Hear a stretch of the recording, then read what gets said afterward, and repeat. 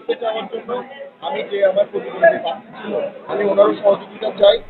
ষষ্ঠ উপজেলা নির্বাচনের প্রথম ধাপে সারা দেশে ১৩৯টি উপজেলায় নির্বাচন অনুষ্ঠিত হয়েছে। এদিকে সুবর্ণচর উপজেলা নির্বাচনে ৭৮ বছর বয়সী বয়োবৃদ্ধ নোয়াখালী জেলা আওয়ামী লীগের সভাপতি ও সাবেক উপজেলা চেয়ারম্যানকে হারিয়ে সুবর্ণচর উপজেলা পরিষদের চেয়ারম্যান নির্বাচিত হন ২৬ বছর বয়সী যুবক একরাম পুত্র শাবাব চৌধুরী। বিস্তারিত দেখুন জুনায়েদ কামালের রিপোর্টে।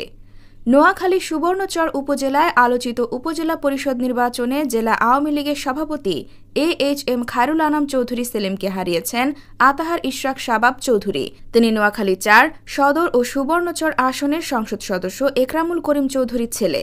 আতাহার ইশরাক শাবাব চৌধুরী আনারস প্রতীক নিয়ে পেয়েছেন ৩৭,৬৪৮ ভোট। তার নিকটতম প্রতিদ্বন্দ্বী খায়রুল আনাম চৌধুরী সেলিম দোয়াত কলম প্রতীক নিয়ে পেয়েছেন ৩৬,৯৪৫ ভোট।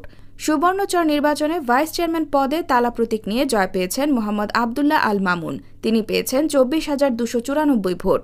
তার নিকটতম প্রতিদ্বন্দ্বী ফয়সাল হোসেন চৌধুরী পেয়েছেন ২৪,০৩৪ ভোট। সংরক্ষিত মহিলা ভাইস চেয়ারম্যান পদে ফুটবল প্রতীক নিয়ে বিজয়ী হয়েছেন মুন্নি আহমেদ। তিনি পেয়েছেন ৫৬,৪১১ ভোট। আর তার নিকটতম প্রতিদ্বন্দ্বী বিবি ফাতেমা কলস প্রতীকে পেয়েছেন ৫,৩৬৫ ভোট। ৮ মে বুধবার রাত ৯:৩০টার দিকে উপজেলা পরিষদ নিয়ন্ত্রণ কক্ষের রিটার্নিং কর্মকর্তা ও জেলা জ্যেষ্ঠ নির্বাচন কর্মকর্তা মোহাম্মদ নওয়াবুল ইসলাম ভোট গণনা শেষে বেসরকারি এ ফলাফল ঘোষণা করেন।